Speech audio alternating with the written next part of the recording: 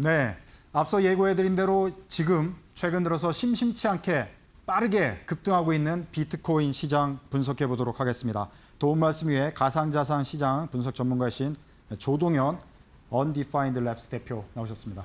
네, 안녕하세요. 네, 안녕하세요.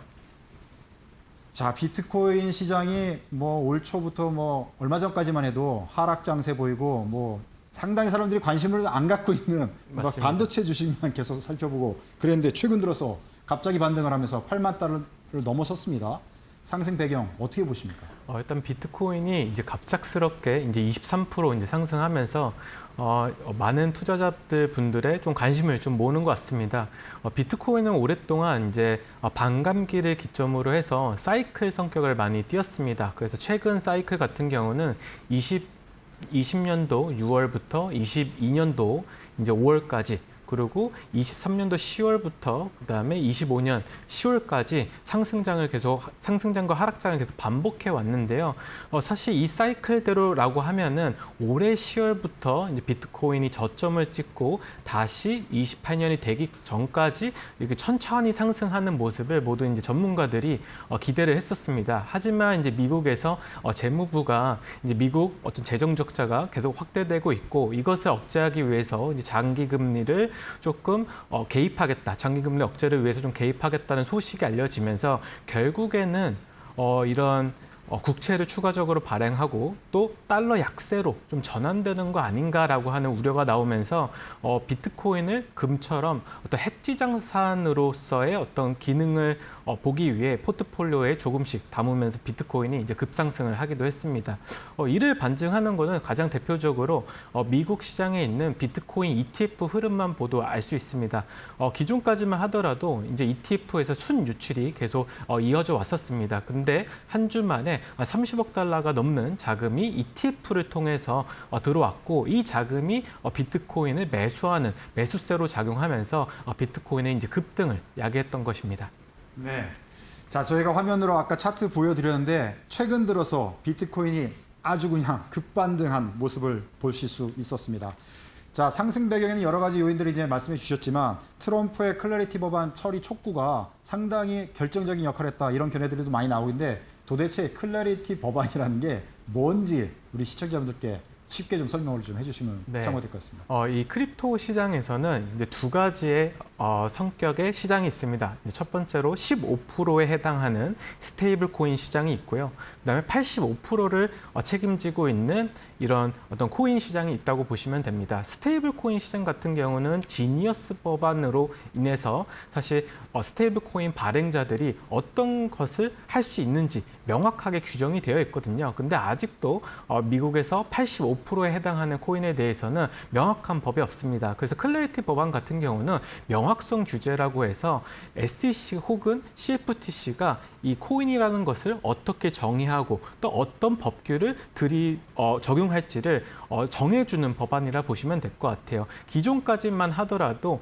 이제 SEC가 이 코인에 대해서 증권법 잣대로 굉장히 규제를 해왔었었는데 트럼프 행정부가 들어오면서 이것은 증권이 아니라 상품으로 해석을 해야 된다. 그래서 SEC가 갖고 있었던 권한을 CFTC로 옮기면서 조금 시장을 활성화해야 된다는 목소리를 높여왔습니다. 그래서 클래리티 법안 자체 안을 조금 살펴보면은 결국 미국 주식 투자자들처럼 결국 어떤 회사가 지켜야 될 의무들이 적혀져 있고요. 그다음 내부자들이 어떤 공시해야 되는 요건들, 그다음에 고위관직자들이 거래를 제한하는 이런 것들이 좀 들어가 있습니다. 그래서 가장 큰 틀에서는 이게 증권인지 상품인지 구분할 수 없으니까 클래리티 법안을 통해서 상품으로 해석하고 결국 증권법을 적용하지 못하게 하는 법안이라고 보시면 될 것 같습니다. 네.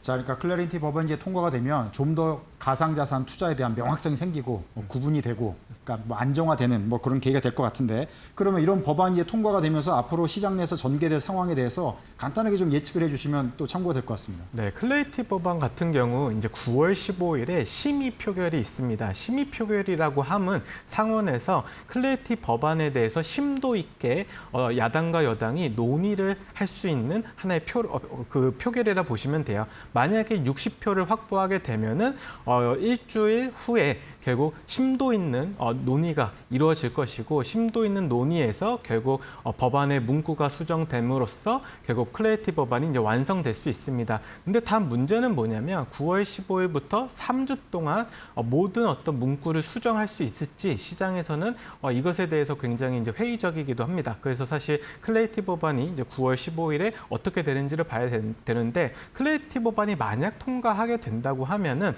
결국 이더리움 생태계 내에서 개발을 하고 있는 스타트업한테 굉장히 큰 호재가 됩니다. 지금까지 블록체인 기술을 활용해서 어떤 금융 거래를 할 수 있는 여러 가지 서비스를 시장에 내놓고 있는데 이게 명확한 규제가 없다 보니까 SEC가 자꾸 태클을 걸었었거든요. 근데 이런 것들이 이제 없어진다는 뜻은 자유롭게 어떻게 보면 기술을 더 개발할 수 있는 환경이 조성되다 보니까 결국 이더리움 생태계가 확장할 수밖에 없다라고 좀 보여지고요. 또 더 나아가서 결국 클래리티 법안이 완성이 되면 스테이블 코인을 규정하는 지니어스 법안, 그다음에 나머지 85% 코인에 대한 어떤 규제 클래리티 법안, 이 두 법안이 시너지를 내서 기관 투자자들이 이 시장에 자산을 매수할 수 있는 여건이 형성되게 됩니다. 그러면 투자자로서 비트코인뿐만 아니라 다른 자산까지 동반 상승하는 좀 효과를 볼 수 있다고 생각하고 있습니다. 네. 자, 지금 비트코인이 갑자기 급등했기 때문에 왜 급등했는지 이 이유에 대해서 하나씩 지금 풀어드리는 그런 질문 또 답변을 듣고 있는 건데요. 그렇게 이해하시면 될 것 같고요. 자, 클래리티 법안 굉장히 중요한 것에서 또 여쭈면요. 자, 입법부에서 이게 법안이 무산될 경우 행정부 차원에서 더 강행해서 규제를 만들고 뭐 더 투명화하는 그 법안을 내겠다. 이렇게 지금 미국 정부가 지금 입장을 밝히고 있는데 입법이 못한 걸 그러면 행정해야겠다. 이렇게 강하게 지금 입장을 표명하고 있지 않습니까? 이래서 호재로 우리가 받아들이면 되는 건지 앞으로 미국의 어떤 상황으로 전개될 거로 예상을 하십니까? 일단 클래리티 법안 같은 경우는 8월 10일까지 통과가 될 것이라고 이제 전문가들이 예상을 했습니다. 네. 근데 뜻대로 되지 않았죠. 그래서 상원이 이제 휴회를 이제 시작을 했고 9월 15일에 이제 복귀를 해서 클래리티 법안에 대한 논의를 이제 시작하게 되는 겁니다. 근데 이제 문제는 뭐냐면 앞서 말씀드린 것처럼 3주라는 짧은 시간 안에 하나의 법안의 문구를 수정한다는 것 자체가 굉장히 어려운 일이에요. 지니어스 법안 같은 경우도 사실 표결 이후 4주 동안 논의를 통해서 사실 통과를 시킨 사례가 있습니다. 그래서 3주라는 시간 때문에 굉장히 사람들이 이번 어떤 연도에는 통과를 하지 못하지 않을까라는 얘기가 많이 나와서 비트코인뿐만 아니라 이더리움 어떤 하락이 굉장히 이제 깊었습니다. 그래서 이제 사람들은 클래리티 법안 통과 안 되면 다른 코인들 하락하는 거 아니야? 이런 와중 속에서 SEC와 CFTC가 서로 협력해가지고 이 프로젝트 크립토라고 하는 새로운 어떤 가이드라인을 발표했습니다. 클래리티 법안에 담겨 있는 주요 골자를 이게 법안은 아니지만 그 트럼프 행정부가 집권할 동안은 이대로 가이드라인만 따르게 되면은 증권법을 적용하지 않고 기존의 클래리티 법안이 통과됐을 때랑 동일한 효과를 볼 수 있게 만들어주겠다고 발표를 해버렸어요. 그러다 보니 결국 클래리티 법안이 자초가 되더라도 그 트럼프 대통령이 계속적으로 집권할 때까지는 사실 크립토 시장이 성장할 수 있다. 근데 이제 이것을 좀 부정적으로 보는 시각은 뭐냐면 결국에 정권 바뀔 때마다 이 기준은 달라질 것이고 기준이 명확하지 않으면 결국에는 나중에 더 혼선만 초래할 것이다라고 하는 좀 비판도 나오고 있습니다. 네. 자, 지금 그 법안 통과가 이제 호재로 작용하고 있다 이렇게 말씀드렸고요. 그 다음에 또 호재로 작용하는 게 코인이라는 게 변동성이 심하다 보니까 단기 국채 이제 연동시켜서 스테이블 코인 확대 정책도 계속 나오다 보니까 이것도 호재로 작용했다 이렇게 입장이 나오고 있는데 이 부분에 대해서는 어떻게 영향을 주고받고 호재로 작동하는지 또 설명 간단하게 부탁드립니다. 네, 이번에 사실 이번 주에 굉장히 중요한 얘기가 많이들 나왔어요. 결국에는 미국 재무부가 이제 TGA 잔고를 활용해서 장기 금리를 바이백하고 그에 따라서 장기 금리가 이제 소폭 하락하기도 했었죠. 그러면서 결국에는 TGA 잔고를 채우기 위해서는 단기채를 계속 발행해야 되는데 이걸 사줄 사람이 시장에 누구냐 이게 가장 궁금했었거든요. 그래서 이제 시장은 이렇게 보고 있습니다. 결국 스테이블 코인을 발행하는 회사들이 이 단기채 수요자들이 되지 않을까라고 예측을 하고 되고 있는 것입니다. 왜냐하면 이제 스테이블 코인이라고 하는 것은 1달러를 추종하는 하나의 코인인데 이 코인을 뒷받침하는 자산이 바로 미국의 단기 채권들이거든요. 그렇기 때문에 만약에 스테이블 코인 시장이 확장이 되고 성장을 하게 되면은 더 많은 자금이 스테이블 코인으로 변환되고 그럼 변환되는 그 현금으로 단기채를 계속 사줄 수가 있어요. 그래서 스테이블 코인 시장을 계속적으로 좀 성장시키려고 하는 좀 노력이 보이고 있고 최근에 이제 서클 주가가 굉장히 많이 올랐었는데 그 상승 배경에도 이런 어떤 논리들이 좀 깔려 있습니다. 근데 스테이블 코인 같은 경우는 지금도 굉장히 많이 사용이 되고 있어요. 이제 거래소들뿐만 아니라 우리 현실 생활 속에서도 조금씩 사용되는 모습이 보이고 있어가지고 결국에는 이 미국이 어떤 단기 국채에 대한 수요 때문에 스테이블 코인을 시장을 이제 크게 만들어 준다면 스테이블 코인은 우리가 곧 현실에서도 자주 보게 될 자산으로 좀 성장할 수 있을 것이라고 저는 생각하고 있습니다. 네, 금리가 이제 상승세를 보이면 증시에도 안 좋지만 뭐 코인 쪽에도 좀 안 좋은 영향을 미치게 되는데 말씀하신 대로 지금 국채 금리를 정부가 막 잡으려고 애쓰다 보니까 그것도 지금 코인 시장의 호재로 작용하는데 장기적으로 강달러를 좀 안정화시키고 국채 금리도 좀 안정화시키면 코인 쪽에도 이제 호재로 작용할 것 이렇게 예상이 되는데 전체적인 흐름을 어떻게 전망하십니까? 저는 이제 개인적으로 이제 어떤 이 매크로 영향을 사실 이 크립토 시장이 굉장히 많이 받고 있는 것 같아요. 이제 가상화폐 시장이 사실 금융시장과 별도 시장이었는데 이번 연도부터 이게 하나의 시장으로서 계속 취급을 받고 있는 것 같거든요. 결국에는 달러에 대한 어떤 의구심이 어떤 비트코인에 대한 수요를 이제 키웠고 또 미국의 어떤 재무부의 문제를 해결하기 위해서 스테이블 코인을 또 활용하는 모습을 보면서 결국 금융시장과 이 크립토 시장, 가상화폐 시장이 하나로 연결되고 있다고 생각하고 있습니다. 그런 의미에서 앞으로는 계속적으로 성장할 수밖에 없는 국면에 들었을 거라 생각을 하는데 최근에 이제 비트코인이 이제 급상승하면서 투자자들분들께서 굉장히 좀 관심이 많아지셨어요. 근데 지금 상승 자체가 앞으로도 지속될 거냐는 조금 지켜봐야 될 좀 포인트들이 있습니다.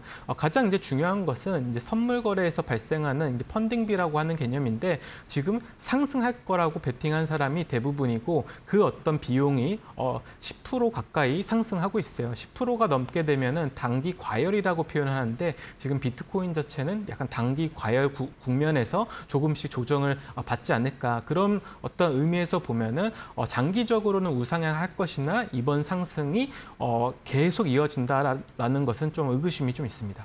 네, 전체적으로 일단 비트코인 장기 전망은 좀 밝게 보셨는데 비트코인 외에 알트코인도 같이 동반 상승을 할 것으로 보시는지 간단하게 말씀해 주시면서 투자에 관심이 있는 분들 어떤 걸 유의하면 될지 간단하게 조언 부탁드리겠습니다. 네, 비트코인이 상승할 때 이제 이더리움이라고 하는 어떤 기타 자산이 상승폭을 더 키웠었습니다.